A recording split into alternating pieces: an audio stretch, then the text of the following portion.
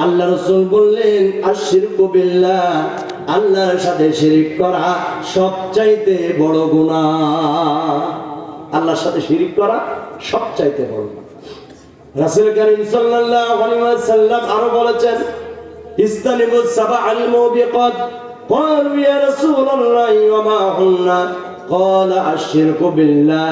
আল্লাহ রাসূল সাল্লাল্লাহু আলাইহি ওয়াসাল্লাম বলেছেন তোমরা ধ্বংসাত্মক 7টি বড় বড় অপরাধ থেকে বেঁচে থাকবে। এই বলার পরে সাহাবায়ে কেরামগণ প্রশ্ন করলেন, ওগো নবী আপনি বলে দেন কোন সেই 7টা বড় বড় গুনাহ? ক্বালা, আল্লাহ রাসূল বললেন আশরিকু বিল্লাহ, ওই 7টা বড় গুনার 1 নাম্বার হলো আল্লাহর সাথে শিরিক করা। এবার লক্ষ্য করেন, এই মস্ত বড় গুনাহ যদি কোনো বান্দা করে তার ঈমান নষ্ট হয়ে যায়। এজন্য আল্লাহ পাক বলেছেন সূরা নিসা 48 নম্বর আয়াতে কারিমার মধ্যে আল্লাহ বলেছেন ইন্নাল্লাহা লা ইয়াগফিরু আন ইউশরাকা বিহি ওয়া ইয়াগফিরু মা দুনা যালিকা লিমান ইয়াশা ওয়া মান ইউশরিক বিল্লাহি ফাকাদ ইফতারা ইসমান আযীমা। চিৎকার দিয়ে বলেন আল্লাহু আকবার।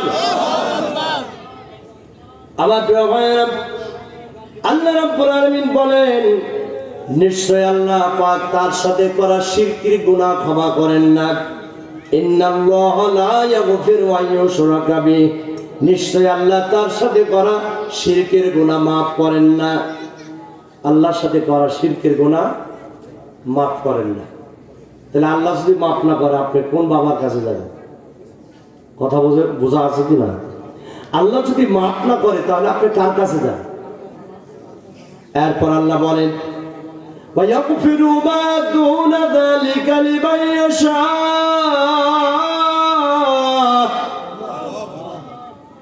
এই শিরকের গুনাহ ছাড়া বান্দার যত গুনাহ আছে আমি রব্বুল আলামিন যাকে খুশি maaf করে দিই। সুবহানাল্লাহ। আমার রাসূল বলেছেন বান্দা যখন পাহাড় সমান অপরাধ নিয়ে রাতের আধারে তাহাজ্জুদের নামাজে যায়, নামাজে দাঁড়ায়া অন্ধকার পরিবেশে 2 রাকাত নামাজ পড়ে চোখের পানি ঝরায়া দেয়। এই 2 রাকাত নামাজ পড়ে নিজের অপরাধগুলো স্মরণ করে যখন চোখের 2 ফোঁটা পানি ফেলে দেয়, আমার রাসূল বলেছেন বান্দার ওই 2 ফোঁটা চোখের পানি জমিনে পড়ার আগে আমার আল্লাহ রাব্বুল আলামিন তাকে maaf করে দেয়। যতই গুনাহ করেন না কেন আল্লাহ maaf করে দিবেন। শুধুমাত্র maaf করবেন না কোন গুনাহ? সকলে বলেন তো কোন গুনাহ? এই শিরিক করলে আপনার ঈমান নষ্ট হয়ে যাবে, আপনার মুসলমানই থাকতে পারবে। আমার ভাইয়েরা, আল্লাহ রাব্বুল আলামিন এবার বলছেন وَمَن يُشْرِكْ بِاللَّهِ فَكَأَنَّمَا خَرَّ مِنَ السَّمَاءِ। কোরআনুল কারীমের সূরা হাজ 31 নম্বর আয়াতে কারিমা আল্লাহ রাব্বুল আলামিন বলেন যে ব্যক্তি আল্লাহ পাকের সাথে শিরিক করবে সে যেন আসমান থেকে খপ করে জমিনে পড়ে যাবে। কোথা থেকে পড়বে? আসমান থেকে। এবার বলেন তো এই কথা আল্লাহ পাক রব্বুল আলামিন একটা উদাহরণ দিয়ে আপনাকে বুঝিয়েছেন যে আপনি মনে করেন যে 5 তলা বিল্ডিং এর ছাদ থেকে নিচে পড়ে গেছেন পাকা জায়গায়, তাহলে আপনার কোনো ক্ষতি হবে কি? কথা কি বোঝা যায়? 5 তলা বিল্ডিং থেকে পড়ে গেছেন, কোনো ক্ষতি হবে? নিশ্চয় হবে। আপনার হাত পা ভেঙে যেতে পারে, কেটে যেতে পারে, রক্ত বের হতে পারে। আপনি যদি 10 তলা বিল্ডিং এর ছাদ থেকে নিচে পাকা জায়গায় পড়ে যান, পা পিছলে পড়ে গেলেন, তাহলে ক্ষতি কম হবে না বেশি হবে? বেশি হবে। পিছনের লোকজন একটু বলেন ক্ষতি কম হবে না বেশি হবে? এইবার 10 তলা নয়, শুধু 50 তলা বিল্ডিং থেকে পড়ে গেলেন নিচে পাকা জায়গায়, তাইলে কি হবে আপনার বলেন? আপনার হাড্ডি গুটি ভেঙে যাবে, মাথা ফেটে যাবে, আপনি মারাও যাবেন। কি বলেন ঠিক কিনা? এবার আল্লাহ পাকের দেওয়া এই উদাহরণটা একটু লক্ষ্য করুন। আল্লাহ বলেছেন যে আল্লাহর সাথে শিরিক করবে সে যেন আসমান থেকে পড়ে যায়। 50 তলা বিল্ডিং এর ছাদ থেকে পড়ে আপনার অস্তিত্ব নাই, বুলবুল নাই। কি বলেন ঠিক কিনা? মানসুর নাই, মোটা বডি সব চ্যাপটা লেগে গেছে। নূর মোহাম্মদ তো খুঁজে পাওয়া যাবে না, বডিতে কিচ্ছু নাই। কি বলেন ঠিক কিনা? তাহলে আসমান থেকে যদি কোনো মানুষ পড়ে যায় তার কোনো অস্তিত্ব থাকবে? কথা বলেন, থাকবে? এ কথা বলার অর্থ হলো আসমান থেকে একজন মানুষ যদি পড়ে যায় তার যেমন অস্তিত্ব থাকবে না, জীবন থাকবে না, তার চেহারা ঠিক থাকবে না, ঠিক তেমনি কোন মুমিন যদি আল্লাহর সাথে শিরিক করে তাহলে তার ঈমানের অস্তিত্ব ওইভাবে বিলীন হয়ে যাবে। আসমান থেকে পড়ে গেলে যেমন চেহারা নষ্ট, প্রাণ শেষ, বডি ফিটনেস শেষ, আল্লাহর সাথে শিরিক করলে ঈমানের বডি ফিটনেস শেষ, ঈমান শেষ, সব শেষ। আল্লাহর সাথে শিরিক করার মধ্য দিয়ে আপনার ঈমান নষ্ট হয়ে গেছে, আপনি আর নাজাত পাবার কোনো সুযোগ নেই। এইবার আসেন, আল্লাহ বলছেন সূরা আল মাইদা 72 নম্বর আয়াত। কষ্ট পাচ্ছেন নাকি আপনারা? আমরা কিচ্ছা কাহিনী কিন্তু বলছি না, কোরআনের আয়াত দিয়ে একের পর এক কথা বলছি।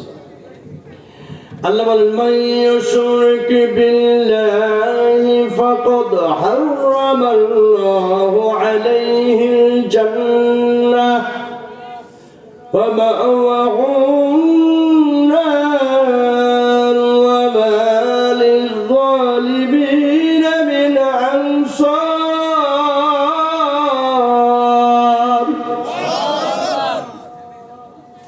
আমার আল্লাহ বলেন যে ব্যক্তি আল্লাহর সাথে শিরিক করবে আমার আল্লাহ তার জন্য জান্নাতটাকে হারাম করে দিবেন। শিরিক করলে ঈমান নাই, ঈমান না থাকলে জান্নাত নাই। কথা বোঝা গেছে কিনা বলেন? আমরা আলোচনা করছি ঈমান ভঙ্গের কারণ, 10টা কারণের নাম্বার 1 সেটি হলো শিরক বিল্লাহ। আল্লাহর সাথে শিরিক করলে তার ঈমান ভঙ্গ হবে, এমনকি আল্লাহর সাথে শিরিক করলে ঈমান ভঙ্গ হবার কারণে জান্নাতটাও তার জন্য হারাম হয়ে যাবে। কথা বলেন ঠিক না বেঠিক? আমার প্রিয় ভাইয়েরা, ওয়া মা'ওয়াহুন নার, আল্লাহ পাক বলছেন ওই মুশরিকের জায়গা হবে জাহান্নামে। ঠিক না বেঠিক? ওয়া মা লিয-যালিমিনা মিন আনসার, আর এমন জালিমদেরকে জাহান্নামের মধ্যে কোনো সাহায্য করা হবে না। এবং জালিমদেরকে জাহান্নামের মধ্যে কোনো সাহায্য করা যাবে না। তাহলে আমরা ঈমান ভঙ্গের 1 নম্বর যে কারণটা পেলাম সেটি হলো আশিরকু বিল্লাহ, আল্লাহর সাথে শিরিক করা। এইবার ঈমান ভঙ্গের 2 নম্বর কারণ আল্লাহ এবং বান্দার মধ্যে মাধ্যম বানানো। ভালো করে মনে রাখবেন, আল্লাহ এবং বান্দার মধ্যে কোনো মাধ্যম বানানো, তার অর্থ হলো বান্দা কোনো মাধ্যমের দ্বারা আল্লাহরে পেতে চায়। কথা বোঝা গেছে? বান্দা কোনো মাধ্যমের দ্বারা আল্লাহকে পেতে চায়, সরাসরি আল্লাহর উপর ভরসা না করে মাধ্যমের উপর ভরসা করে, মাজারের উপর ভরসা করে, পীরের উপর ভরসা করে। হ্যাঁ, এই কথা বলেন, ঠিক না ঠিক? আসেন এইবার আমরা শুরুতে একটা আয়াত জেনে নিই। আল্লাহ রাব্বুল আলামিন বলেন وقال موسى يا قوم إن كنتم آمنتم بالله فعليه توكلوا إن كنتم مسلمين। কোরআনুল কারীমে সূরা ইউনূস 84 নম্বর আয়াতে কারিমা আল্লাহ রাব্বুল আলামিন বলছেন মুসা আলাইহিস সালাম তার কওমদেরকে বললেন, মুসা আলাইহিস সালাম তার কওমদেরকে বললেন, হে আমার কওমের লোকেরা, যদি তোমরা আল্লাহর প্রতি ঈমান এনে থাকো আর যদি তোমরা মুসলিম হয়ে থাকো তাইলে আল্লাহ পাক রব্বুল আলামিনের উপরে তাওয়াক্কুল করো। যদি ঈমানদার হও, যদি মুসলমান হও, তাহলে তাওয়াক্কুল করবে কার উপরে? ভরসা করবে কার উপরে? আমরা কিন্তু আল্লাহকে ভরসা করি না, আমরা মাধ্যম খুঁজি, আমরা পীর মাশায়েখকে খুঁজি যেন কিয়ামতের দিন বড় জাহাজে করে জান্নাতে নিয়ে যায়। কথা কয় না? আছে না নাই? ভণ্ড পীরের মাজার আছে না নাই? একটা ছেলে দে রে বাবা, একটা ছেলে দে, কামাই খাবার নাই রে বাবা, মাটি দিমার দি, বলে না? কবরে সেজদা দিয়ে মায়েরা কাঁদে, ও বাবা, ও বাবা একটা ছেলে দাও, কামাই খাবো না, মরে গেলে যেন মাটিটা দেয়। তোর ছেলে যদি না থাকে, মরে গেলে তোর লাশ কি শকুনে খাবে নাকি? হ্যাঁ, মাটি তো হবে, অত টেনশন কেন? প্রিয় ভাইরা আমার, এজন্য কোন বান্দা যদি আল্লাহর শাফায়াত পাবার জন্য দুনিয়ার কোন মাধ্যম দিয়ে যেতে চায়, যেমন রাসূল করিম সাল্লাল্লাহু আলাইহি ওয়াসাল্লাম একদা মক্কার এক অলিগলি দিয়ে হাঁটতেছিলেন। এমন সময় দেখলেন কিছু ব্যক্তি তারা মূর্তি পূজা করছে, মূর্তির কাছে সেজদা দেয়, মূর্তিকে পূজা করে। রাসূল বললেন, তোমরা এরকম কেন করছো? তারা বলল, আমরা এই মূর্তিগুলোর মাধ্যমে আল্লাহরে পেতে যাই। আমাদের বিশ্বাস হলো এই মূর্তিগুলো কিয়ামতের দিন আল্লাহর সামনে সুপারিশ করবে। নাউযুবিল্লাহ বলবেন না? এর দলিল ভিত্তিক আলোচনা হবে সব, বা হচ্ছে ইনশাআল্লাহ। প্রিয় ভাইরা আমার রাসূল বললেন, অসম্ভব, তোমরা যদি মূর্তি পূজা করো তাহলে কিন্তু আল্লাহরে পাবা না। কারণ এই মূর্তিগুলো কিয়ামতের দিন আল্লাহর সামনে সুপারিশ করার সুযোগ পাবে না। সুপারিশের দায়িত্ব কেবলমাত্র আল্লাহর। আল্লাহ রাব্বুল আলামিন সূরা জুমারের 44 নম্বর আয়াতে কারিমার মধ্যে বলেছেন, কুল লিল্লাহিশ শাফাআতু জামিআ লাহু মুলকুস সামাওয়াতি ওয়াল আরদ সুম্মা ইলাইহি তুরজাউন।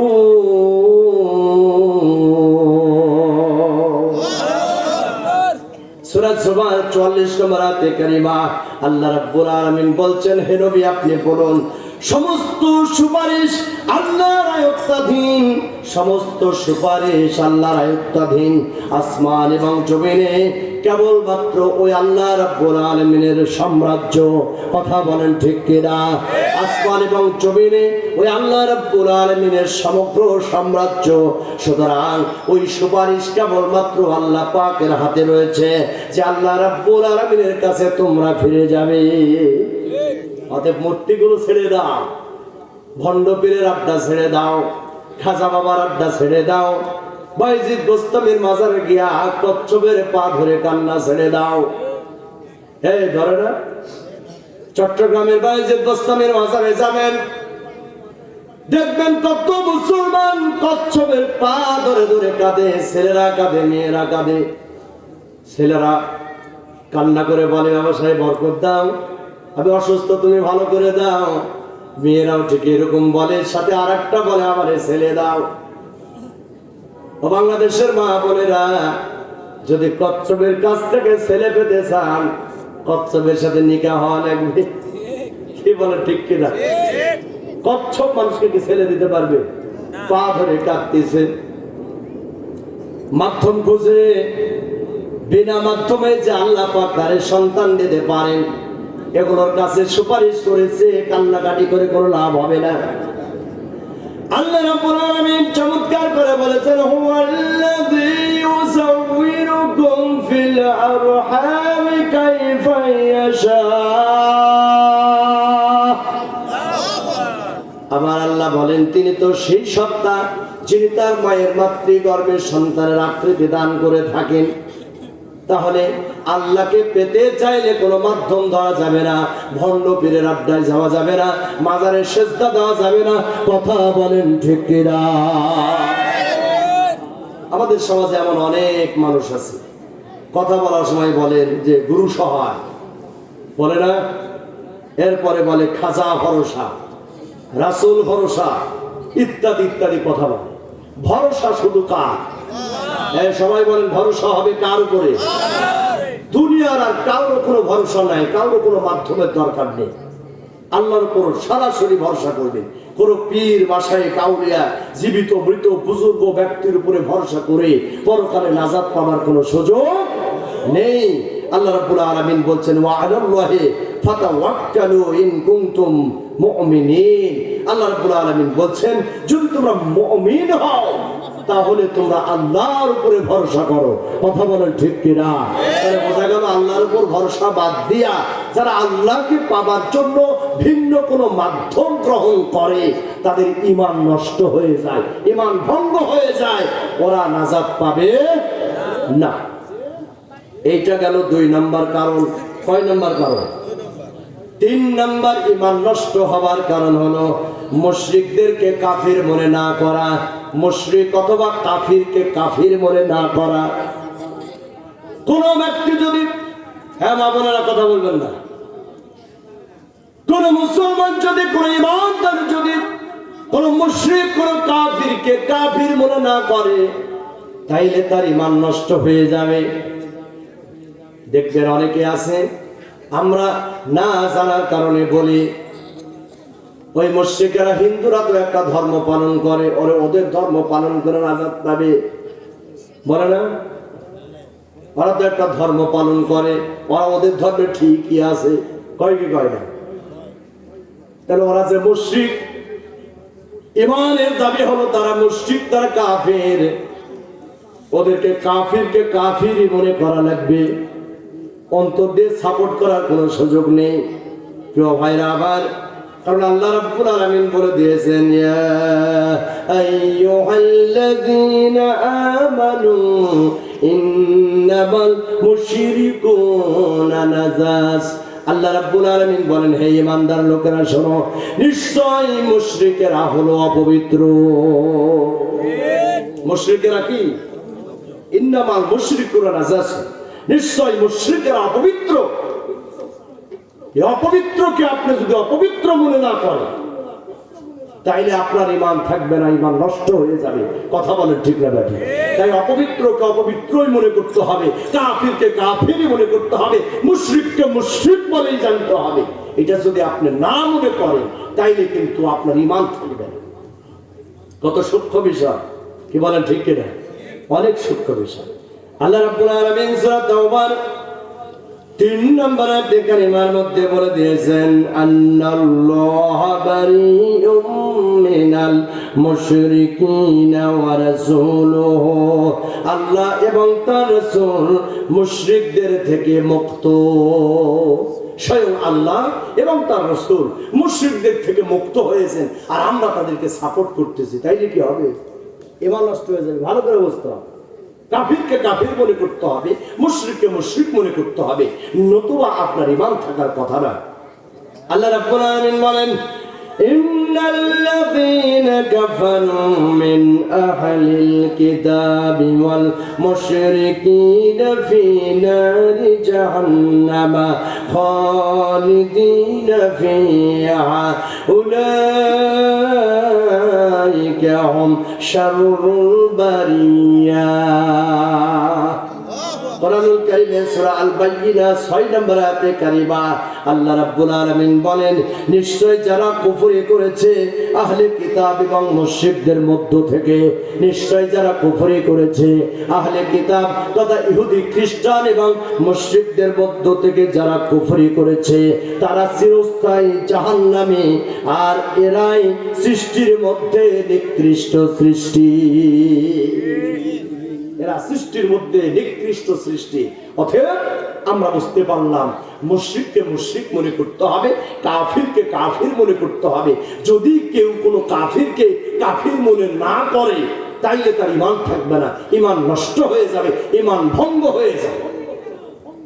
যে কারণে মুশরিক নারীকে বিয়ে করা পর্যন্ত জায়েজ আছে নাকি? এখন মুসলমান ছেলেরা হিন্দু মেয়েকে নিয়ে ছুটে চলে যাচ্ছে।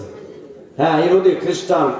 আমরা তো দেখেছি যে আমাদের দেশে একজন ওলি আল্লাহ ডাইনি ছিল, সে একেবারে কি করেছে, ছেলেকে বিয়ে দিয়েছে খ্রিস্টান মেয়ের সাথে। কথা হয় না, কথা বলেন ঠিক না বেঠিক? হ্যাঁ, এরকম আছে না কিছু ওলিয়া উলিয়া। তো ইহুদি খ্রিস্টান বা বিধর্মী অন্য ধর্মের মেয়েদেরকে বিয়ে করা জায়েজ না। কখন জায়েজ হবে? যখন সে ঈমান গ্রহণ করে মুসলমান হবে, তখন বিয়ে করা জায়েজ। আল্লাহ রাব্বুল আলামিন সূরা আল বাকারার 221 নম্বর আয়াতে কারিমায় বলেন, ওয়ালা তানকিহুল মুশরিকাতি হাত্তা ইউমিননা। আল্লাহ রাব্বুল আলামিন বলেন, ঈমান গ্রহণ করা ছাড়া তোমরা ইহুদি বা মুশরিকা নারীকে কখনো বিয়ে করো না। ঈমান গ্রহণ করা ছাড়া তোমরা মুশরিক মহিলাকে বিয়ে করবে না।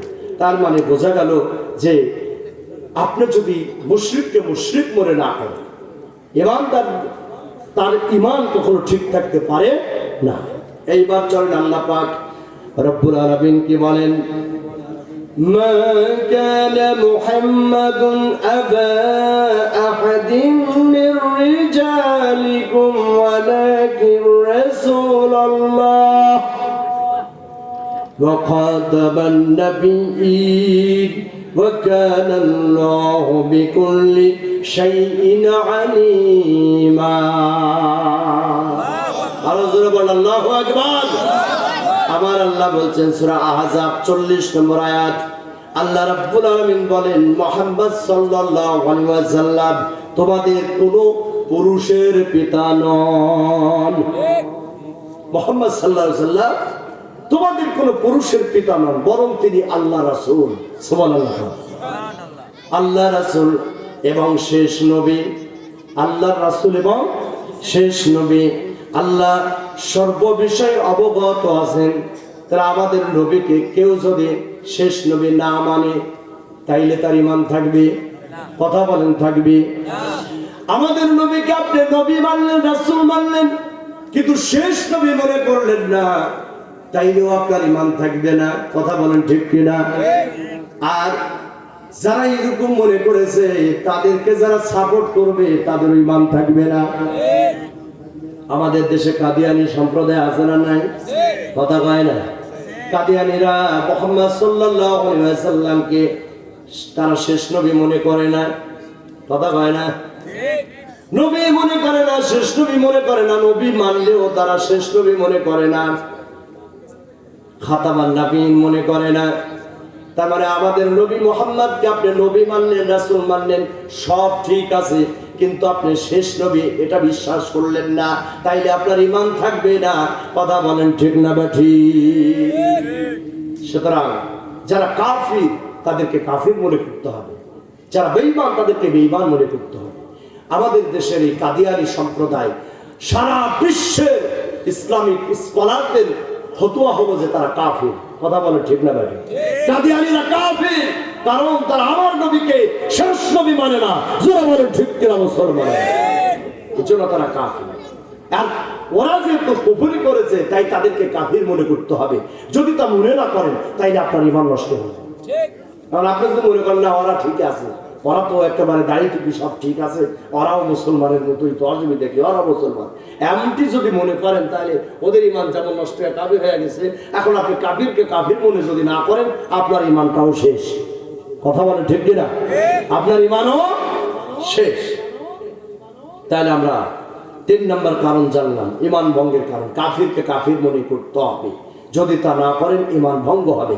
ঈমান ভঙ্গের 4 নম্বর কারণ। কয় নাম্বার? ইসলামী বিধান ব্যতীত অন্য কারো তৈরি বিধান উত্তম মনে করা। ইসলামী বিধান ছাড়া অন্য কোন বিধানকে উত্তম মনে করা, তার মানে ইসলামী শরীয়ত তথা রাসূল সাল্লাল্লাহু আলাইহি সাল্লামের সিদ্ধান্তের বাহিরে অন্য সিদ্ধান্তকে প্রাধান্য যদি কেউ দেয় তাইলে তার ঈমান ভঙ্গ হয়ে যাবে। ভালো করে বুঝবেন, ইসলামী হুকুমাত, ইসলামী বিধান ব্যতীত অন্য কোনো বিধানকে কেউ যদি প্রাধান্য দেয় তাইলে তার ঈমান নষ্ট হবে। যদিও সে নামাজ পড়ে, যদিও সে রোজা রাখে, যদিও সে টুপি পরে, যদিও সে জুব্বা পাঞ্জাবি শেরওয়ানি পরে, তবুও তার ঈমান থাকবে না। কথা বলেন ঠিক কিনা? যেমন আমাদের সমাজে এক শ্রেণীর মানুষ আছে যারা বলে যে এখন আর ওই 1500 1450 বছর আগেকার ইসলাম এখন আর চলে না। বলে কি বলে না? ওগুলো ব্যাকডেটেড, ওগুলো আর হয় না, এখন মডার্ন লাগবে, ওগুলো আর হয় না। আবার কেউ কেউ বিশ্বাস করে যে ইসলামের সাথে পরকালীন সম্পর্ক আছে, দুনিয়ার সম্পর্ক নেই। আবার কেউ কেউ যদি মনে করে যে মানুষের তৈরি করা আইন ইসলামের আইন থেকে উত্তম, তাহলে তার ঈমান থাকবে না। মানব রচিত আইন দিয়ে বিচার ফায়সালা জায়েজ আছে, এমনকি যারা মনে করবে তাদের ঈমান থাকবে না। তার মানে ইসলামী বিধান ছাড়া অন্য বিধানকে উত্তম মনে করলেই আপনার ঈমানটা নষ্ট হয়ে যাবে। যেমন সহজ এবং কমন কথা হলো, আমাদের মুসলমানদের মধ্যে এক শ্রেণীর মুসলমান বলে ইসলাম আর রাজনীতি এক জিনিস না। কথা কন, চলে বলেন কথা কন। ইসলাম আর রাজনীতি এক জিনিস নয়। ইসলাম এক জিনিস, রাজনীতি আর এক জিনিস। কথা বলেন ঠিক না? এরা যে কবে ইমান হারা হয়ে গেছে, হারকিন দিয়া খুঁজলে ওদের ইমান খুঁজে পাওয়া যাবে। কথা বলেন ঠিক না? ঠিক। ইমান হারা। ইসলাম এবং রাজনীতি এক জিনিস নয়, ওদের ইমানই নেই। অথবা ইসলাম দিয়ে এই জগতে রাজনীতি চলে, তুমি ইসলামী লোক কেন রাজনীতিতে আসলে, ইত্যাদি ইত্যাদি বলে না। তার মানে তারা বোঝাতে চাচ্ছে যে ইসলাম থাকবে ওই মসজিদের মধ্যে, রাজনীতি থাকবে দুনিয়ার সব জায়গায়। তার মানে ওরা মনে করলো যে ইসলাম নামক এই সম্পদটা খালি দেওয়া মসজিদের জন্য প্রযোজ্য, আর দুনিয়ার রাজনীতি মানুষের তৈরি করা আইনটা সারা দুনিয়ার জন্য প্রযোজ্য। এমনটি যারা মনে করে তাদের ঈমান নষ্ট হয়ে যায়। কথা বলেন ঠিক না বেঠিক? প্রিয় ভাইরা আমার, চলেন আল্লাহ রাব্বুল আলামিন চমৎকার করে এই দুনিয়ার মানুষকে জানিয়ে দিয়েছেন সূরা আহজাবের 36 নম্বর আয়াত, ওয়ামা কানা লিমুমিনিন ওয়ালা মুমিনাতিন ইযা কাদাল্লাহু ওয়া রাসূলুহু আমরান আইয়াকুনা লাহুমুল খিয়ারাতু মিন আমরিহিম ومن يعص الله ورسوله فقد ضل ضلالا مبينا।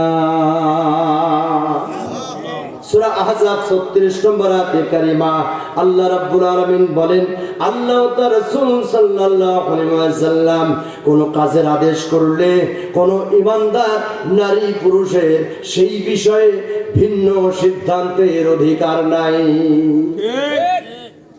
আল্লাহ এবং রাসূল যখন কোন কাজের আদেশ করেন, তখন কোন ঈমানদার নারী আর পুরুষের জন্য অন্য সিদ্ধান্তের কোনো অধিকার নেই। যে ব্যক্তি আল্লাহ ও তার রাসূলের আদেশ অমান্য করে সে প্রকাশ্য পথভ্রষ্টতায় রয়েছে। কি বলেন ঠিক না ঠিক? আমাদের সমাজে নামাজ পড়ে, রোজা রাখে, চেহারা স্বরূপ সব ঠিক আছে, কিন্তু ইসলামী হুকুমাত আইন মানতে চায় না। বলে এই জগতে আল্লাহর আইন আর চলে না। বলে কি বলে না? আচ্ছা বলেন তো, যারা এদেশের পার্লামেন্টে কোরআন চায় না, তারা ইসলামকে উত্তম মনে করে না? কি বলেন? করে না। এদেশের পার্লামেন্ট কোরআন দিয়ে পরিচালনা হোক, এটা যারা চায় না, তারা ইসলামকে উত্তম মনে করে না। তারা মনে করে ইসলামী কোরআন পার্লামেন্টের জন্য প্রযোজ্য নয়, পার্লামেন্টের জন্য প্রযোজ্য মানুষের তৈরি করা আইন, এটাই তারা মনে করে। কি বলেন ঠিক কিনা? তাহলে এই মতবাদের সাথে যারা জড়িত, এই মতবাদের রাজনীতির সাথে যারা জড়িত, এই বিশ্বাসের সাথে যারা জড়িত, সে যতই আব্দুর রহমান আব্দুল্লাহ নাম হোক না কেন, ওর ঈমান নষ্ট হয়ে গেছে। কথা বলেন ঠিক কিনা? কারণ ও ইসলামের চাইতে, ইসলামী বিধানের চাইতে অন্য বিধানকে উত্তম মনে করলো। যদি ইসলামের বিধান ব্যতীত অন্য বিধানকে উত্তম মনে করে, তার ঈমান নষ্ট হয়ে যাবে। বিচার ফায়সালা মানুষের তৈরি করা আইন দিয়ে হয়, আল্লাহর আইন দিয়ে বিচার ফায়সালা করে না। যারা করে না তারা বেঈমান, তাদের ঈমান বলে কিছু না। এবার দেখেন আল্লাহ রাব্বুল আলামিন সূরা নিসার 60 নম্বর আয়াতে বলেন, ألم تر إلى الذين يزعمون أنهم آمنوا بما أنزل إليك وما أنزل من قبلك يريدون أن يتحاكموا إلى الطاغوت। আল্লাহ বলছেন যে হে নবী, আপনি কি ওই সকল লোকদের দেখেননি যারা বলে, যারা মনে করে, ধারণা করে যে তারা সে বিষয়ের উপর ঈমান এনেছে যা আপনার প্রতি এবং আপনার পূর্ববর্তীদের প্রতি অবতীর্ণ করা হয়েছে। এটা বলে, মুখ দিয়ে বলে, কিন্তু যখন বিচার ফায়সালার কথা বলা হয় তখন তারা তাগুতের দিকে দৌড়ায়। কথা বলে ঠিক না? যখন বিচারের কথা বলা হয়, আইনের কথা বলা হয়, তখন যে লোকেরা বলেছিল যে হে নবী আপনার প্রতি যা নাযিল হয়েছে তারে বিশ্বাস করি, আপনার পূর্ববর্তী নবীদের প্রতি যা অবতীর্ণ হয়েছে সেখানেও বিশ্বাস করি, এই কথা যারা বলে তারাই কিন্তু ইসলামী বিধান এবং বিচারের কথা বললে তাগুতের দিকে দৌড়ায়। তার মানে ইসলামের বিধানের চাইতে তাগুতের বিধানকে উত্তম মনে করে বলেই ওদিকে দৌড়ায়। যারা এই কাজগুলো করে তাদের ঈমান থাকে না, ঈমান ভঙ্গ হয়ে যায়। কথা বলেন ঠিক না ভাই? তাহলে যারা আল্লাহর হুকুমত, আল্লাহর এই ইসলাম, ইসলামী হুকুমতের বাহিরে, ইসলামী আইনের বাহিরে অন্য কোনো আইনকে উত্তম মনে করবে তাদের ঈমান থাকবে না। প্রিয় ভাই আমার, এই মানুষগুলো অনেক আছে, আল্লাহর আইনের বিচারের কথা বললে এটা কখনোই শুনে না, বলে যে না এটা হলোই না। আল্লাহর আইনের বিচারের কথা এরা কখনো শুনতে চায় না, কারণ আল্লাহর আইন এই জগতে চলে না ইত্যাদি ইত্যাদি কথা তারা বলতে থাকে। কি বলেন ঠিক না? আল্লাহর আইন দিয়ে জানার বিচার করতে হবে, চুরের শাস্তি হাত কাটতে হবে। বলে এই জগতে কি আইন চলে? চলে না বলে তো তারা এটা চায় না। কি বলেন ঠিক না? ওরা করে, এই জন্য ওরা এটা চায় না।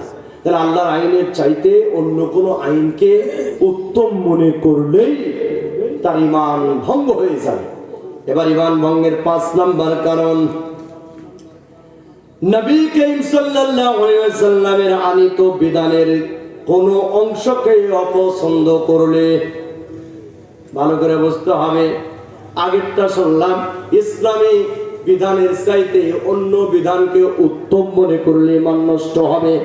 আর 5 নাম্বার ঈমান ভঙ্গের কারণ হলো রাসূল সাল্লাল্লাহু আলাইহি ওয়াসাল্লাম যে বিধান নিয়ে এসেছেন তার কোনো বিষয়কে অপছন্দ করলে তার ঈমান ভঙ্গ হয়ে যাবে। যেমন মনে করেন নামাজ, কেউ যদি মনে করে পড়ার দরকার নাই আর ঈমান নাই, কেউ যদি মনে করে এই সিয়াম পালন করার দরকার নেই তাইলে তার ঈমান নেই। এখন এই জামানায় অধিকাংশ নাস্তিক বেঈমানেরা বলে পর্দা প্রথা এটা নারীদেরকে ঠকানো হয়েছে, ঘরের মধ্যে বন্দী করে রাখার জন্য এমনি করে চেহারা ঢেকে ঢুকে সন্ত্রাসের মতো করে রাখা লাগবে, এটা তো ইসলাম বলেনি, এই সেই 7 ইত্যাদি কথা। তার মানে তারা পর্দাকে পছন্দই করে না। জোরে বলেন ঠিক না বা ঠিক? আল্লাহর আইন মিরাস, সম্পদ বন্টনের আইন আল্লাহ রাব্বুল আলামিন দিয়েছেন, নবীজি নিয়ে এসেছেন। অথচ এই সমাজের অনেক মানুষ মনে করে যে ইসলাম সম্পদ বন্টনের ক্ষেত্রে নারীদেরকে ঠকাইছে, বলে না? একথা কোন বলে না? আল্লাহ রাব্বুল আলামিন বলেন ইউসিকুমুল্লাহু ফি আওলাদিকুম লিযযাকারি মিসলু হাজ্জিল উনসায়াইন। আমার আল্লাহ বলেছেন, আল্লাহ তো তিনি যিনি তোমাদেরকে তোমাদের সন্তানের ব্যাপারে মিরাসের ব্যাপারে উপদেশ দিচ্ছেন যে একজন পুত্র সন্তান 2 জন নারীর সমান অংশ পাবে।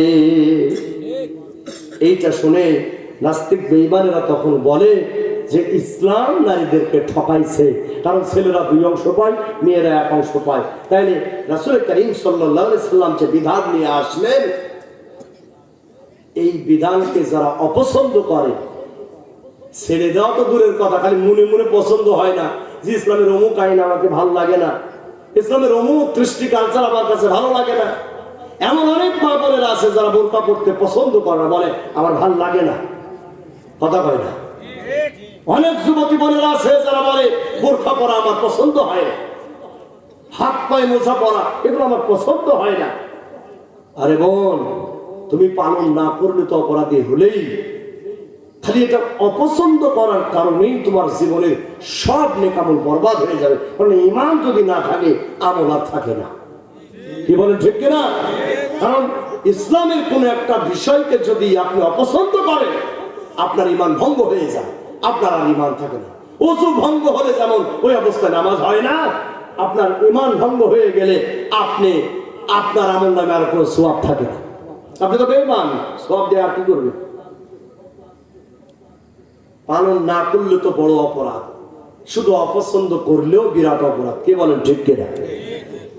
এই ব্যাপারে আল্লাহ রাব্বুল আলামিন কি বলেন চলেন শুনে। সূরা মুহাম্মদ 8 এবং 9 নম্বর আয়াত, والذين كفروا فتسعنهم وأضل أعمالهم ذلك بأنهم كرهوا ما أنزل الله فأحبط أعمالهم আল্লাহ পাক বলেন আর যারা কাফের তাদের জন্য রয়েছে দুর্গতি, আর যারা কাফের তাদের জন্য রয়েছে বড় ক্লেশ, দুর্গতি, এবং তিনি তাদের কর্ম বিনষ্ট করে দিবেন, তিনি তাদের কর্মগুলোকে বিনষ্ট করে দিবেন, কর্মই বিনষ্ট করে দিবেন। তার মানে আপনি যা নিয়ে কামল করলেন তা শেষ। কথা কি বোঝা গেছে? আপনি যা নিয়ে কামল করলেন তা আল্লাহ পাক নষ্ট করে দিবেন। কি কারণ নষ্ট করবেন? যালিকা বিআন্নাহুম, আমার আল্লাহ বলেন এই কর্ম এই জন্য বিনষ্ট হবে। কারিহু মা আনজালাল্লাহু ফাআহবাতা আমালুহুম, আল্লাহ রাব্বুল আলামিন বলেন আল্লাহ যা নাযিল করেছেন তারা তা পছন্দ করে না, আর এর জন্য তিনি তাদের আমলগুলোকে বিনষ্ট করে দেবে। আল্লাহর কোন বিধানকে যদি আপনি পছন্দ না করেন, আল্লাহর কোন বিধানকে যদি আপনি পছন্দ না করেন, তাইলে আপনার আমল শেষ। কি বলেন, ঠিক না ঠিক? আমল যে শেষ হবে তার বাস্তব প্রমাণ আমরা তাবুকের যুদ্ধে আমরা দেখেছি। কান লাগান,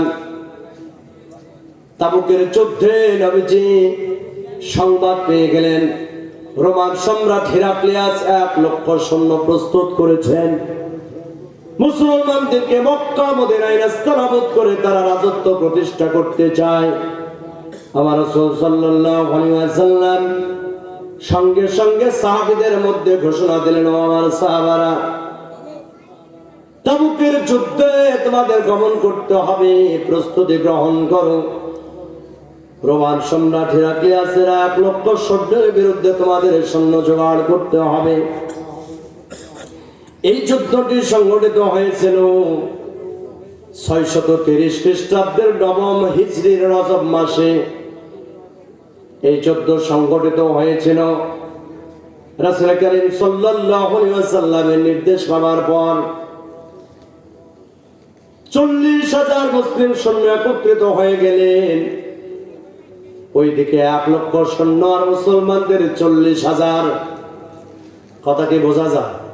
কষ্ট পাচ্ছে?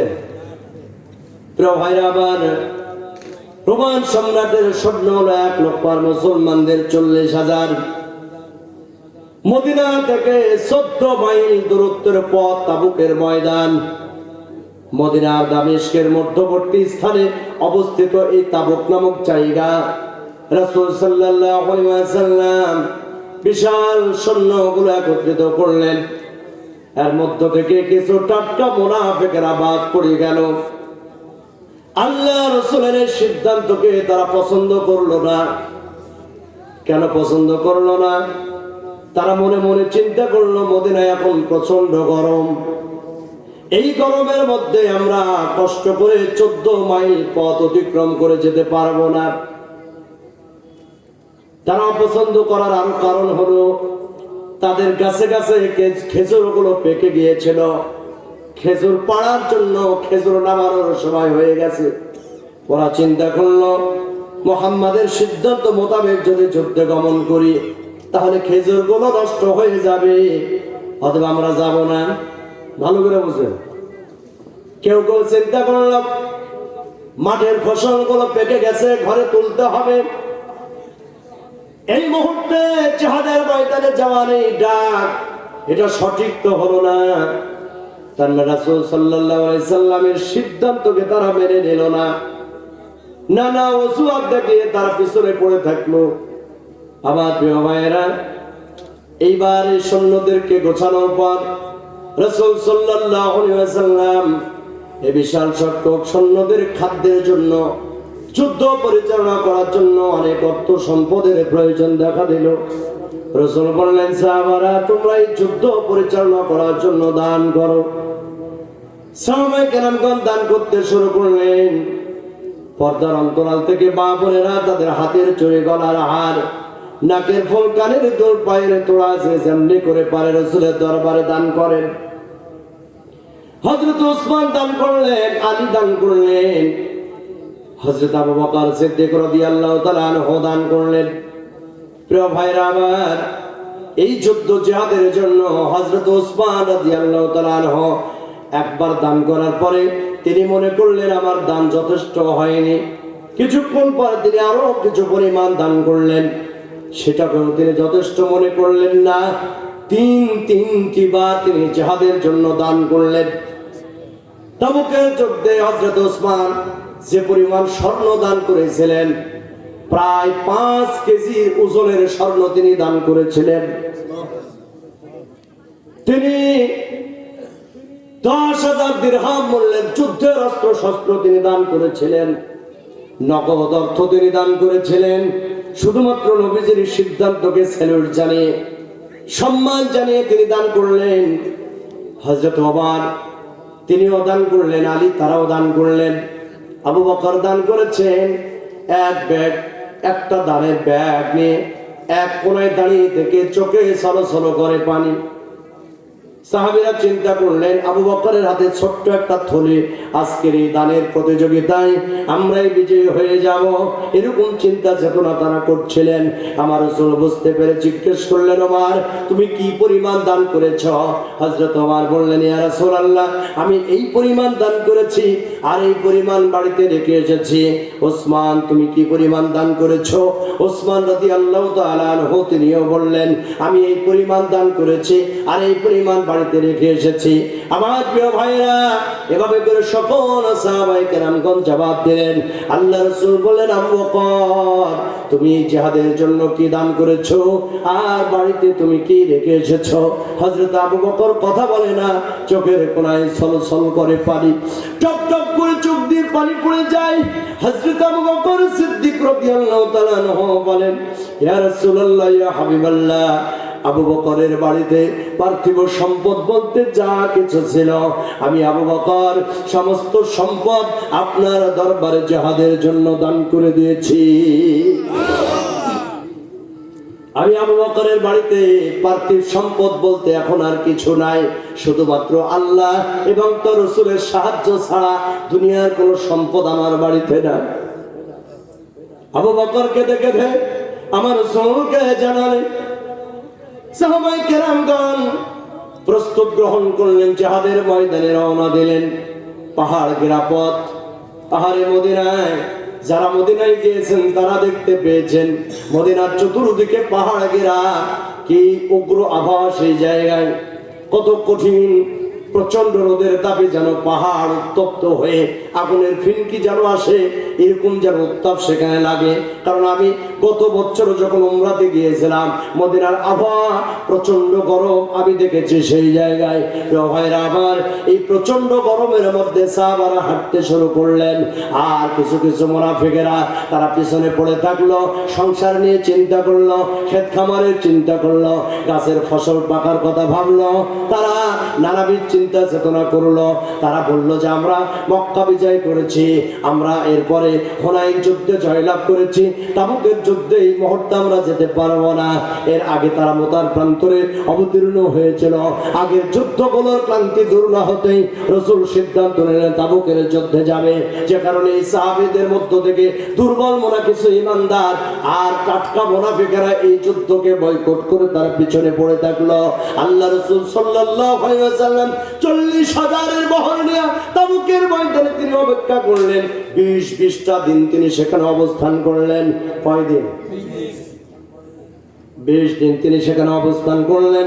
তাবুকের যুদ্ধ নবীজি যুদ্ধের কৌশল অবলম্বন করলেন।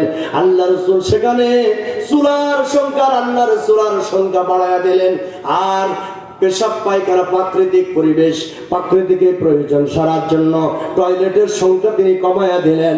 এদিকে রোমান সম্রাট হেরাক্লিয়াস একজন গোয়েন্দা সংস্থা পাঠায় দিল, যাও মুহাম্মদ কতজন সৈন্য নিয়ে এসেছে তা তোমরা দেখে এসো। তারা সকাল সকাল যখন এসেছে, আসার পর দেখে যত পরিমাণ রান্না করার চুলা, তাদের মাথা খারাপ হয়ে গেছে। চুলা যদি এত পরিমাণ হয় তাহলে লোকজন কত বেশি হতে পারে। টয়লেটের দিকে তাকায় দেখে লম্বা লাইন ধরে তারা টয়লেটের সামনে দাঁড়ায় আছে। টয়লেটের সংখ্যা করেছিল কম আর রান্নার চুলার সংখ্যা করেছিল বেশি। এটা যুদ্ধে জয়লাভের জন্য আমার রাসূল একটা মহা কৌশল অবলম্বন করেছিলেন। এই জিহাদের ময়দানে 20 দিন অপেক্ষা করার পরে রোমান সম্রাট ভয়ে আর মুসলমানদের সাথে যুদ্ধ করতে আসেনি। সুবহানাল্লাহ বলবেন না? বিনা যুদ্ধে নবীজির বিজয় অর্জন হয়ে গেল। নবীজি চলে আসতেছেন মদিনায়। এবার আল্লাহ রাব্বুল আলামিন সূরা তাবুকের সূরা এই তাওবা আয়াতে কারিমাগুলো অবতীর্ণ করে দিলেন। আল্লাহ রাসূলের কাছে আয়াতে কারিমাগুলো অবতীর্ণ করে দিয়া অগ্রিম নবীকে জানালেন, নবীজি আপনি যখন মসজিদে নববীতে পৌঁছে যাবেন তখন দেখবেন কিছু মুনাফিক আপনার কাছে এসে মিথ্যা বাহানা করে মিথ্যা নাটক সাজে আপনার কাছে অজুহাত পেশ করবে। আমার আল্লাহ আগেই জানায় দিয়েছে। সুবহানাল্লাহ। নবীজি যখন আসলেন মসজিদে নববীতে যখন বসলেন তখন ওই যে যারা ঘড়ি বসে করেছিল, যারা দুনিয়াকে আঁকড়ে ধরেছিল, মুনাফিকি করেছিল, তারা এবার রাসূলের কাছে আসতে শুরু করলেন। আল্লাহ রাসূলের কাছে এসে বললেন, ইয়া রাসূলুল্লাহ, ইয়া হাবিবাল্লাহ, আমার এই সমস্যা ছিল যে কারণে যাইতে পারিনি, আমার খেজুর পেকেছিল যে কারণে আপনার সাথে যাইতে পারিনি, নইলে কি আমি আপনার সাথে যুদ্ধে না যেতে পারতাম? আমি আপনাকে কত ভালোবাসি, আমার মহা বিপদ ছিল গো নবী, তাই যাইতে পারিনি। রাজশাহীর মানুষ, জামিরাবের পুকুরের মানুষ, আপনাদের এলাকায় প্রচুর আম হয়। আম যখন গাছে পেকে যায় ওই সময় যদি বলা হয় জিহাদের জন্য ময়দানে যাওয়া লাগবে, আপনিও তো হয়তো বলতে পারেন গাছে আম পেকে গেছে, আবহাওয়া খারাপ, আমি যাইতে পারবো না। যারা নাই ইসলামের দাওয়াতের জন্য ডাকলে বলেন আমার বাড়িতে সমস্যা, ইসলামী আন্দোলনের জন্য ডাকলে বলেন আমার ব্যবসা বাণিজ্যের ক্ষতি হয়ে যায়।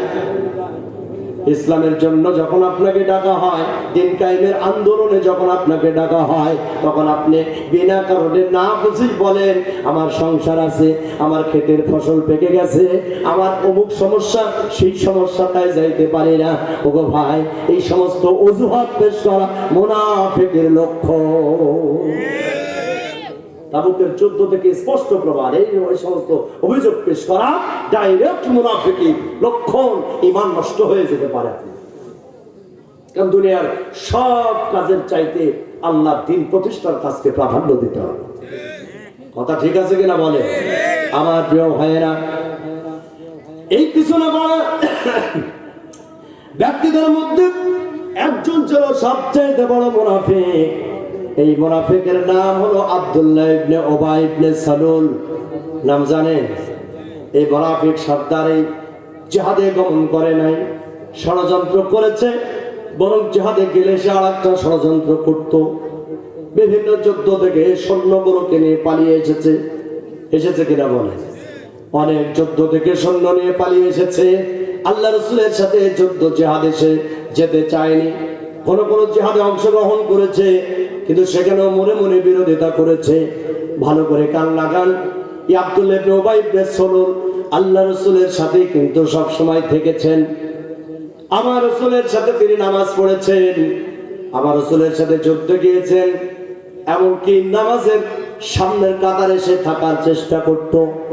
নবীজি যে অনুষ্ঠানে বক্তব্য দিতেন সেই অনুষ্ঠানে আব্দুল্লাহ ইবনে উবাই বিন সালুল সে উপস্থাপকের দায়িত্ব পালন করতেন। এত গুণ তার মধ্যে ছিল, দাড়িও লম্বা ছিল, জুব্বা ছিল, পাঞ্জাবি ছিল, রাসূলের সাথে সব সময় থাকতো, কিন্তু অন্তরে আমার রাসূলকে সরাসরি অস্বীকার করত। তার মনের ধারণা ছিল আমি যদি মদিনার রাষ্ট্রনায়ক হতে পারতাম, এখানে মুহাম্মদ কেন মদিনার প্রেসিডেন্ট হলো? আমার তো হবার কথা ছিল। মনে মনে আমার নবীজির এই বিরাট পদ রাষ্ট্রনায়ক হওয়াটাতে সহ্য করতে পারেনি, অপছন্দ করেছে, নবীর সিদ্ধান্তকে অপছন্দ করেছে, যে কারণে আল্লাহ রাব্বুল আলামিন তাকে মুনাফিকের সর্দার বানায় দিয়েছে। আমার প্রিয় ভাইয়েরা, এই মুনাফিক সর্দার যখন মারা গেল, মারা যাবার সময় আল্লাহ রাসূল সাল্লাল্লাহু আলাইহি ওয়াসাল্লামের কাছে মৃত্যুর আগ মুহূর্তে এই মুনাফিক আব্দুল্লাহ ইবনে উবাই বিন সালুলের ছেলের নামও ছিল আব্দুল্লাহ, যে ছিল রাসূলের একজন প্রিয় সাহাবী। আব্দুল্লাহ ইবনে উবাই তার পুত্র আব্দুল্লাহ রাদিয়াল্লাহু তাআলা আনহুকে ডেকে বলেন, আমার কলিজার টুকরা সন্তান শোনো, আমার মনে হয় দুনিয়ার সফরটা আমার সমাপ্ত হয়ে এসেছে, আমি মৃত্যুবরণ করতে পারি। আমি যদি মারা যাই কয়েকটা পয়গাম মুহাম্মাদের কাছে পৌঁছায় দেবে।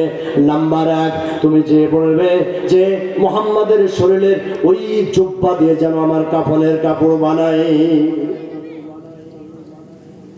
রাসূলের শরীরের ওই জুব্বা দিয়ে যেন আমার কাফন বানানো হয়। 2 নম্বর আমার ওসিয়ত হলো আমার জানাজার নামাজটা যেন মুহাম্মদ সাল্লাল্লাহু আলাইহি ওয়াসাল্লাম পড়ায়। চিন্তা করে মুনাফিকি করেছে, আল্লাহ রাসূলের এই সিদ্ধান্তকে অপছন্দ করেছে। কারণ আল্লাহ রাসূল জানিয়ে এসেছেন তার কোনো একটা বিষয়কে যদি অপছন্দ করে তাহলে ঈমান ভঙ্গ হয়ে যায়, ঈমান ভঙ্গ হয়ে যায়।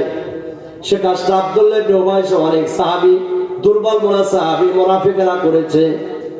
কিন্তু দুর্বল মোনা যারা ঈমানদার ছিল পরবর্তীতে তওবা করে তারা ফিরে এসেছে। তারা তাদের অর্থগুলো দিয়ে রাসূলের কাছ থেকে মাপ চেয়েছেন, বিভিন্ন ভাবে তওবা করে তারা ফিরে এসেছেন। আর এই মুনাফিক ফিরে আসার সুযোগ পায় না, মরে গেল। সন্তান আব্দুল্লাহ রাসূলের কাছে দৌড় দিলেন। মসজিদে নববীতে আল্লাহ রাসূল বসে আছেন, কয়েকজন সাহাবায়ে কেরাম প্রায় 11 জন সাহাবীকে নিয়ে তিনি বসে আছেন। হযরত ওমরও তার মধ্যে আছেন। আব্দুল্লাহ যে বলেন, ইয়া রাসূলুল্লাহ, আমার আব্বা আব্দুল্লাহ ইবনে উবাই ইন্তিকাল করেছেন। রাসূল চমকে উঠলেন। আব্দুল্লাহ চোখে ছলছল করে পানি, কারণ বাপ মারা গেছে। আব্দুল্লাহ ডাক দিয়ে বললেন, ইয়া রাসূলুল্লাহ, আমার আব্বা আপনার কাছে ওসিয়ত করে গেছেন যে আপনার গায়ে জুব্বাটা দিয়ে যেন আমার আব্বার কাফনের কাপড় বানানো হয়। আপনি কি আমার বাবার জন্য আপনার গায়ের জুব্বাটা দিবেন? রাসূল বললেন, ঠিক আছে। খুলে তিনি জুব্বাটা আব্দুল্লাহর হাতে দিয়ে দিলেন, যাও তোমার বাপের কাফনের কাপড় এইটা বানায় দাও, আমি জুব্বা দিয়ে দিলাম। হযরত ওমর পিছন থেকে টান দিলেন, বললেন, ইয়া রাসূল, আপনি করছেন কি? আপনি এত বড় মুনাফিকের জন্য আপনার বরকতপূর্ণ জুব্বা কেন আপনি দিয়ে দিলেন? রাসূল বললেন, ওমর, তোমার কি মনে নাই বদরের যুদ্ধে যখন 70 জন কাফির বন্দী হয়, ওই 70 জন কাফিরের মধ্যে আমার চাচা আব্বাস রাদিয়াল্লাহু তাআলা আনহু ছিলেন। প্রচন্ড শীতের রাত, খোলা আকাশের নিচে গাছের সাথে ওই বন্দীদেরকে বেঁধে রাখা হয়েছিল বন্দিশালায়। গভীর রাত্রিতে আমি তোমাকে ডাক দিলাম, রে ওমর, চলো বন্দিশালাটা একটু পরিদর্শন করব, আমার চাচাকে আমি একটু দেখে আসবো। ওমর, তুমি তো আমার সাথে গিয়েছিলে, কিন্তু তোমাকে আর আমাকে ফাঁকি দেয়া আব্দুল্লাহ ইবনে উবাই কখন যেন আমাদের সাথে সঙ্গী হয়েছিলেন। 3 জন মিলে আমরা তখন ওই বন্দিশালা পরিদর্শন করতে করতে যখন আমি আমার চাচার কাছে গেলাম, আমার চাচা অনেক লম্বা মানুষ ছিল। আমার চাচা প্রচন্ড শীতে থরথর করে তিনি কাঁপছিলেন। রক্তের সম্পর্কের কারণে আমি তখন কষ্ট পাচ্ছিলাম, কিন্তু আমার চাচা তো তখনও মুসলমান হয় নাই, এজন্য আমি তেমন কিছু করতে পারি নাই। কিন্তু আমার অন্তরে রক্তক্ষরণ হচ্ছিল চাচার জন্য। ঠিক সেই সময় আব্দুল্লাহ ইবনে উবাই, তার গায়ে একটা লম্বা চাদর ছিল।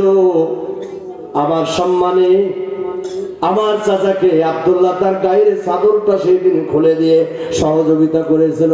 হে ওমর, আমি ওই দিনের কথা ভুলি নাই, যে কারণে আমার চাচার ওই ঋণটা আজকে আমি আমার গায়ে জুব্বা দিয়ে পরিশোধ করলাম। আজকে আমি পরিশোধ করলাম আমার গায়ে জুব্বা দিয়ে, তুমি টেনশন করো। এইবারে আব্দুল্লাহ ডাক দিয়ে বলে, ইয়া রাসূলুল্লাহ, আমার আব্বার জানাজার নামাজটা আপনি পড়াবেন, এটা আমার আব্বা ওসিয়ত করে গেছেন। রাসূল বলেন, ঠিক আছে, যাও তুমি ব্যবস্থা করো, আমি জানাজার নামাজ পড়াবো। রাসূল সাল্লাল্লাহু আলাইহি সাল্লাম জানাজার জন্য অগ্রসর হচ্ছেন। হযরত ওমর পিছন থেকে জামা টেনে ধরছেন, বলছেন, ইয়া রাসূল, আপনি করেন কি? এত বড় মুনাফিকের জানাজা আপনি পড়বেন, তা তো হতে পারে না। রাসূল বললেন, আমি পড়াতে চেয়েছি, পড়াবো। ওমর বলেন, ইয়া রাসূলুল্লাহ, আপনি বেয়াদবি মাফ করবেন, আপনি জানাজার নামাজের ইমামতি করলেও আমি ওমর কিন্তু এই জানাজার নামাজে দাঁড়াবো না, কারণ এত বড় মুনাফিক যে ইসলামের ক্ষতি করেছে, আপনারও ক্ষতি করেছে, এই মুনাফিকের জানাজা আমি পড়বো না। চিন্তা করছেন? রাসূল বললেন, ওমর, সে সিদ্ধান্ত তোমার, কিন্তু আমি তার জানাজার নামাজ পড়াতে চেয়েছি, আমি পড়াবো। ওমর চিন্তা করলেন, ভুল করলাম কিনা, আল্লাহ তুমি মাফ করে দিন। আল্লাহ পাক আয়াত নাযিল করলেন, ইস্তাগফির লাহুম আও লা তাস্তাগফির লাহুম ইন তাস্তাগফির লাহুম 70 মাররা فلن يغفر الله لهم ذلك بأنهم كفروا بالله ورسوله والله لا يهدي القوم الفاسقين আল্লাহ বলছেন, হে রাসূল, আপনি যদি এই লোকটার জন্য ক্ষমা প্রার্থনা করুন আর না করুন, আপনি এই মুনাফিকের জন্য ক্ষমা প্রার্থনা করুন আর না করুন, আর আপনি যদি এর জন্য 70 বার ক্ষমা চান, আমি রব্বুল আলামিন তাকে কখনোই ক্ষমা করব না। চিৎকার দিয়ে বলেন নাউজুবিল্লাহ।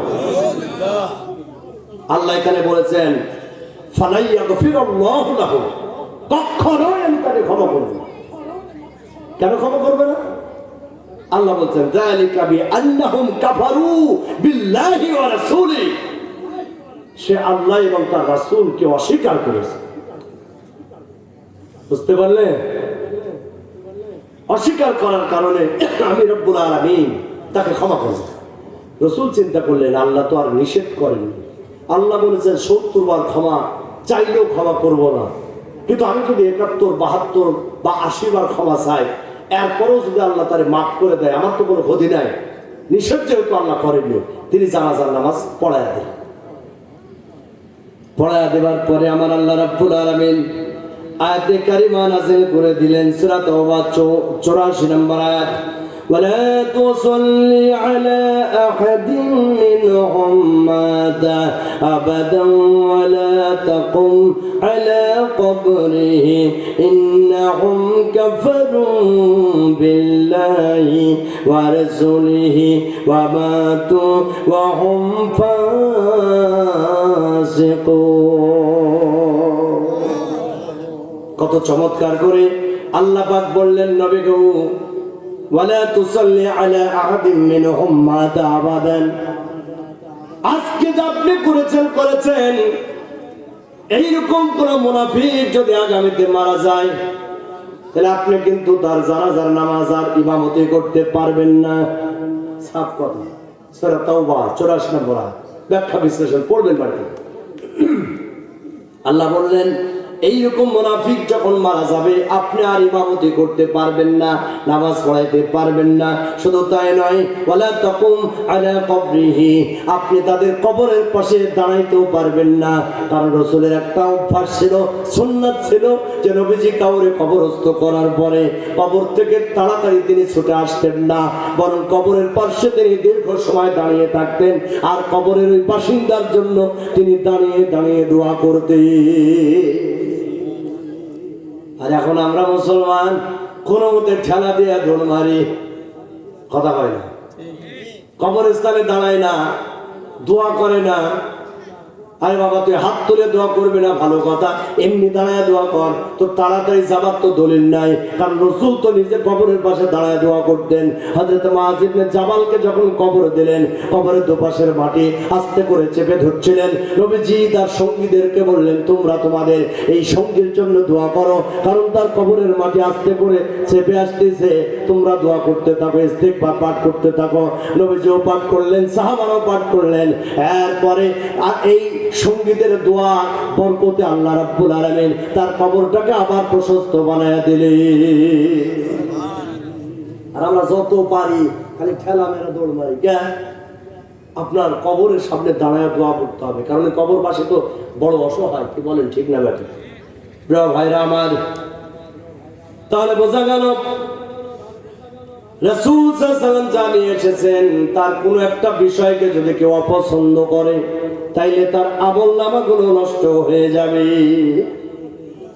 এবার ঈমান ভঙ্গের 6 নম্বর কারণ, ইসলামের কোন বিষয় নিয়ে ঠাট্টা বিদ্রুপ করলে, ইসলামের কোন বিষয় নিয়ে ঠাট্টা বিদ্রুপ করলে ঈমান ভঙ্গ হয়ে যায়।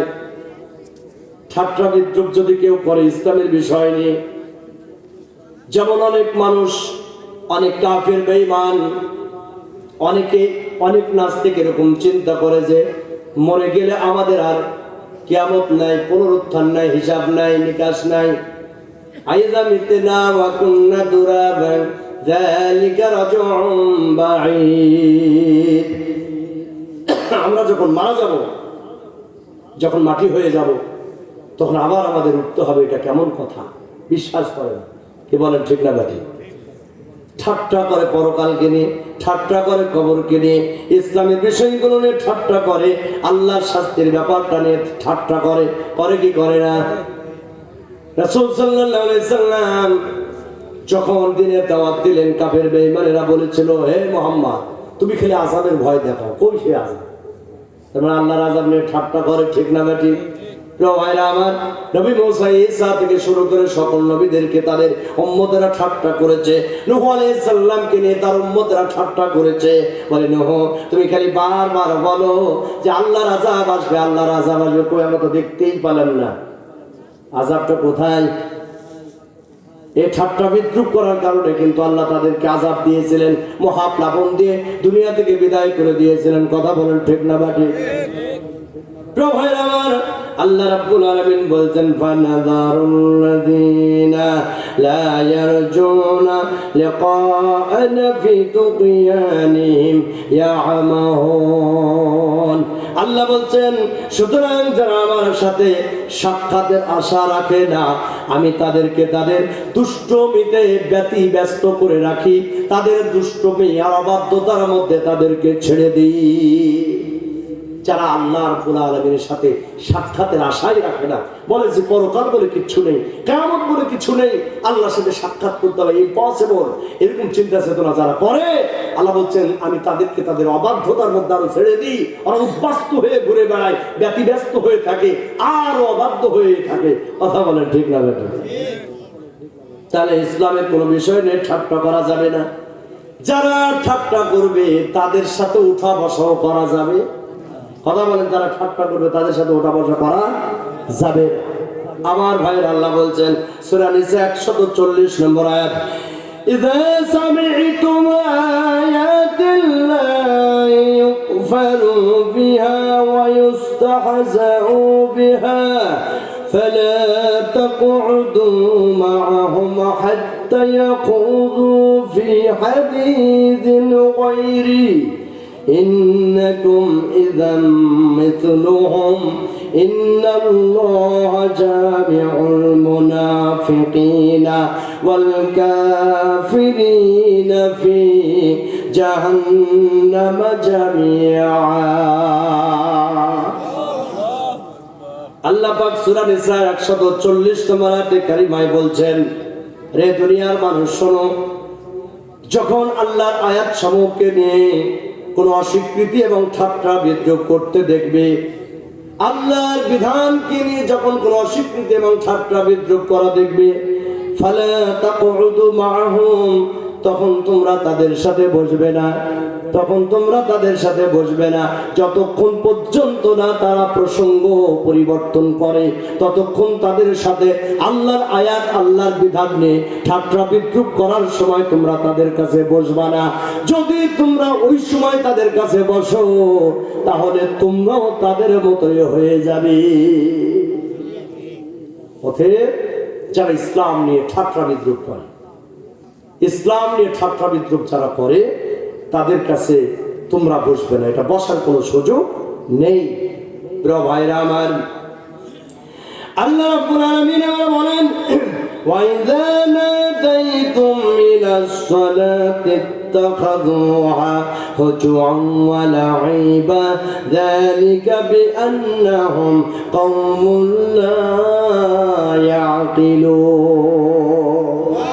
কোরআনুল কারীমের সূরা আল মাইদা 18 নম্বর আয়াত আল্লাহ পাক বলছেন, আর যখন তোমরা তাদেরকে নামাজের জন্য আহ্বান করো, যখন তোমরা তাদেরকে নামাজের জন্য ডাকো, তখন তারা একে উপহাস এবং খেলতামাশা মনে করে, কারণ তারা নির্বোধ।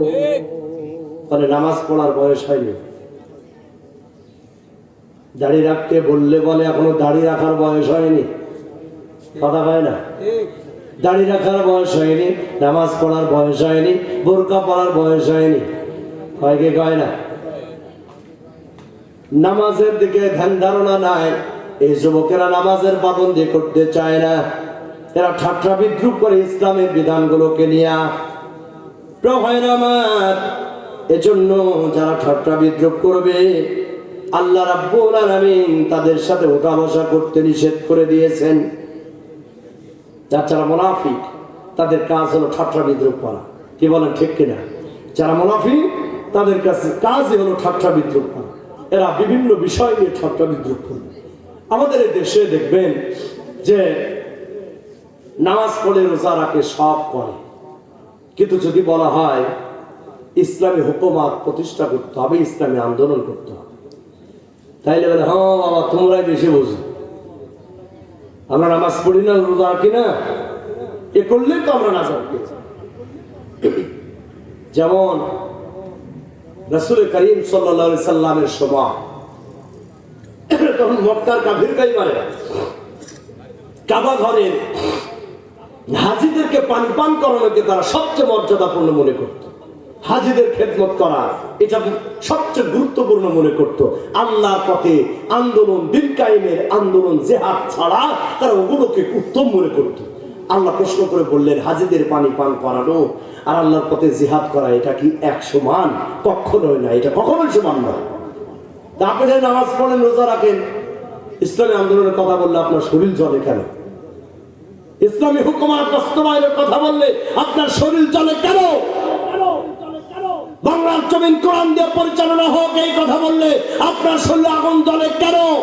এই কারণ জবাব হলো আপনি টাটকা মুনাফিক, আপনি প্রকৃত ইমানদার নয়। কথা বলেন ঠিক কিনা? প্রকৃত ইমানদার হলে আপনার ইসলামের কোনো বিষয় নিয়ে ঠাট্টা বিদ্রুপ করতেন না। আপনি হয়তো পাচ্ছেন না, সেটা ভিন্ন কথা, কিন্তু ঠাট্টা করতেন না। ইমান ভঙ্গের কারণ 7 নম্বর কারণ হলো জাদুবিদ্যা শিক্ষা করা। রাত 12টা পার হয়ে গেছে, আমি একটা শিরোনাম বলছি, জাদুবিদ্যা শিক্ষা করা। কেউ যদি জাদুবিদ্যা শিক্ষা করে এবং তার প্রয়োগ দেখায়, জাদুবিদ্যা দিয়ে স্বামী স্ত্রীর মধ্যে মহব্বত পয়দা করে দিতে চায় অথবা ভাঙ্গন সৃষ্টি করতে চায়, যুবক ভাইয়েরা অনেকে প্রেম ভালোবাসার জন্যে ছেলে মেয়েদের মধ্যে জাদুবিদ্যার একটা প্রভাব খাটাইতে চায়, এগুলো সব কিছু হারাম। এগুলো যারা করবে তাদের ঈমান নষ্ট হয়ে যায়। এ ব্যাপারে আয়াত আছে, হাদিস আছে, আমি তা গেলাম না। 8 নম্বর ঈমান ভঙ্গের কারণ হলো মুসলমানদের বিরুদ্ধে মুশরিক কাফিরদেরকে সহযোগিতা করা। মুসলমানদের বিরুদ্ধে কাফির মুশরিকদেরকে সহযোগিতা করা। এখন দেখেন সারা দুনিয়ায় মুসলমানদেরকে ধ্বংস করার জন্য ইসরায়েলকে সহযোগিতা করতেছে। কথা বলা, ফিলিস্তিনের মুসলমানকে ধ্বংস করার জন্য এই ইহুদিবাদ, এই ইসরায়েলে ইহুদি গোষ্ঠীকে সাহায্য করছে অনেক নামধারী মুসলিম রাষ্ট্র। কথা বলেন ঠিক না? ঠিক। আজকে যদি বিশ্বের মুসলমানেরা একত্রিত হয়ে থাকতো তাহলে কোনো বেঈমান মুসলমানদের কোনো ক্ষতি করতে পারত। আমরাই লাগায় দিচ্ছি। যদি কেউ মুসলমানের বিরুদ্ধে কোনো কাফির মুশরিককে সহযোগিতা করে তাইলে তার ঈমান নষ্ট হয়ে যাবে, সে আর মুসলমান থাকতে পারবে না। নাম্বার 9, মুহাম্মদ সাল্লাল্লাহু আলাইহি সাল্লামের শরীয়ত ছাড়া অন্য শরীয়তকে প্রাধান্য দেওয়া বা অন্য শরীয়ত মানলেও নাজাত পাওয়া যাবে এরকম বিশ্বাস করা। রাসূল সাল্লাল্লাহু আলাইহি সাল্লামের শরীয়ত ছাড়া অন্য শরীয়ত মানলেও জান্নাত পাওয়া যাবে বিশ্বাস করা। যেমন এখন ইহুদি খ্রিস্টান আছে না? তাদের সময়, তাদের জামানায় নবী এসেছিলেন। এখন যদি কেউ মনে করে যে শেষ নবী মুহাম্মদ সাল্লাল্লাহু আলাইহি সাল্লামের আনিত ইসলাম বাদ দিয়া আমাদের তাওরাত, জাবুর, ইনজিল কিতাবের আমল করলেও আমরা জান্নাতে যাব, এইরকম যদি কেউ চিন্তা চেতনা করে তাইলে তার ঈমান নষ্ট হয়ে যায়। কথা কি বোঝা গেছে? তার মানে এখন শরীয়ত চলবে শুধুমাত্র মুহাম্মদ সাল্লাল্লাহু আলাইহি সাল্লামের আনিত শরীয়ত, আল কোরআনুল কারীমের শরীয়ত। কথা বলেন ঠিক কিনা? বলবে সব শরীয়ত বাতিল, এখন শুধুমাত্র মুহাম্মদ সাল্লাল্লাহু আলাইহি সাল্লামের ধর্ম ছাড়া, শরীয়ত ছাড়া অন্য কোনো শরীয়ত পালন করে নাজাতের বিশ্বাস করলে ঈমান নষ্ট হয়ে যায়। এ ব্যাপারে অনেক কোরআনের আয়াত আছে, আমি তা আপনাদের কাছে বললাম।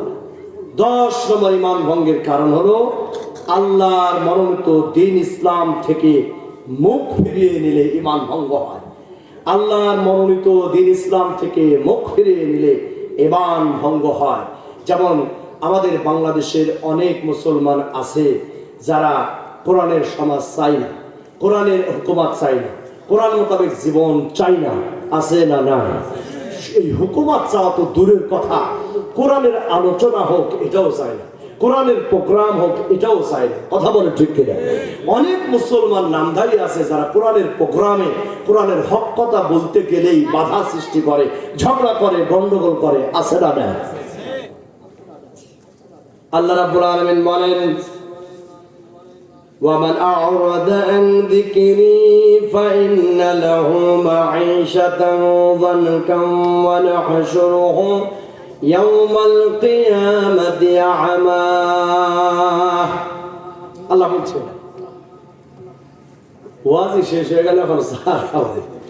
আল্লাহ রাব্বুল আলামিন বলেন, যেই ব্যক্তি আমার জিকির থেকে, জিকির আয়াল কোরআন, এই কোরআন থেকে মুখ ফিরিয়ে নেবে, কোরআন পছন্দ করে না, কোরআন শুনতে ভালোবাসে না, কোরআন মানতে ভালোবাসে না, এমন কিছু নামধারী মুসলমান আছে না নাই?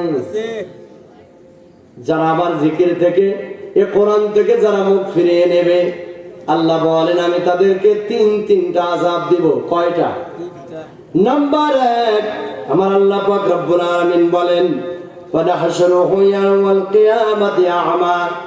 1 নম্বরের শাস্তি হলো কিয়ামতের ময়দানে আমি রব্বুল আলামিন তাকে অন্ধ করে উঠাবো। আল্লাহ রাব্বুল আলামিনের সামনে যখন কোরআন বিদ্বেষীরা কানা হয়ে উঠবে, ওরা আল্লাহকে প্রশ্ন করবে, ক্বালা রাব্বি লিমা হাশারতানি আ'মা ওয়া ক্বাদ কুনতু বাসীরা। আল্লাহকে ডাক দিয়ে বলবেন, ওগো রব্বুল আলামিন, ওগো আল্লাহ রাব্বুল আলামিন, আজকে কেন অন্ধ করে উঠালেন? লিমা হাশারতানি আ'মা, আজকের এই কিয়ামতের দিন কেন আমি অন্ধ? ওয়াকাদ কুনতু বাসীরা, আমি তো চক্ষুষ্মান ছিলাম, আমার তো দুখানা চোখ ছিল, তামাম দুনিয়া আমি দেখেছি, আজকের এই কিয়ামতের ময়দানে আমি কেন অন্ধ? আল্লাহ রাব্বুল আলামিন বলেন, ক্বালা কাযালিক, ওহে বান্দা তুমি তো এইরকমই ছিলে, অন্ধই তো ছিলে। বান্দা বলবে, না না, আমি তো অন্ধ ছিলাম না, ওয়াকাদ কুনতু বাসীরা, আমার তো চোখ ছিল, আমি তো দেখছিলাম। আল্লাহ বলবেন, ক্বালা কাযালিক, না তুই তো এইরকমই ছিলি, তুই তো কানাই ছিলি। তর্ক বিতর্ক শুরু হয়ে গেল। আল্লাহ বান্দাটাকে বোঝানোর জন্য বলবেন, আতাতকা আয়াতুনা ফানাসিতাহা, বান্দারে তোর যদি চোখ থাকতো তাহলে তোর কাছে যে আমার কোরআনের আয়াতগুলো গিয়েছিল তুই বেমালুম ভুলে গিয়েছিলি, কোনদিন তো তাকায়া আমার কোরআনের আয়াতগুলো তুই দেখিস নাই। দুনিয়ার জমিনে আমার কোরআন না দেখার ক্ষেত্রে তুই যেমনি অন্ধ ছিলে, আজকে কিয়ামতের দিনও তুই ওইরকমই কানা। কি বলেন ঠিক কিনা? এরকম কানা আছে না নাই? কোরআন পড়ে না, কোরআন বোঝে না, কোরআন দেখে না, কোরআন শুনতেও ভালো লাগে না, এমন অনেক মুসলমানের এলাকাতে আছে। এই যে মাইকের শব্দে ঘুম নষ্ট হচ্ছে, ওরা খুব বিরক্ত হচ্ছে, থাকতেই পারে। এরপর আল্লাহ বলছেন, তুই যেমন দুনিয়াতে আমার কোরআনকে ভুলে গিয়েছে রে, ওয়া কাযালিকাল ইয়াউমা তুনসা, আজকে আমিও তোরে ভুলে যাব, দেখি তোর কোন বাবা ঠাকা। কি বলে ঠিক কিনা? আজকে আমি আল্লাহ তোরে ভুলে যাবো, তোর কোন বাবা তোরে রক্ষা করে। যুবক ভাইয়েরা, এই 10টি ইমান ভঙ্গের কারণ যা আমি আপনাদের কাছে বললাম, এই 10টা কারণ থাকলে ইমান নষ্ট হয়ে যাবে। নাম্বার 1, আল্লাহর সাথে কাউকে শরীক করলে।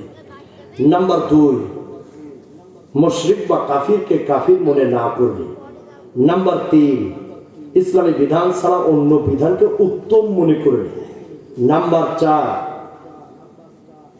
5, ইসলামী বিধানের কোনো অংশকে অপছন্দ করলে। নাম্বার 6, ইসলামের কোনো বিষয়ে ঠাট্টা বিদ্রুপ করলে। নাম্বার 7, মুসলমানদের বিরুদ্ধে কোনো কাফিরকে সহযোগিতা করলে। নাম্বার 9, যে মুহাম্মদ সাল্লাল্লাহু আলাইহি ওয়াসাল্লামের শরীয়ত ছাড়া অন্য ধর্মকে উত্তম মনে করলে। আর 10 নম্বর হলো ইসলাম মনোনীত দিন থেকে মুখ ফিরিয়ে নিলে ঈমান ভঙ্গ হয়ে যায়। এই 10টা কারণে ঈমান ভঙ্গ হয়। আজকের এই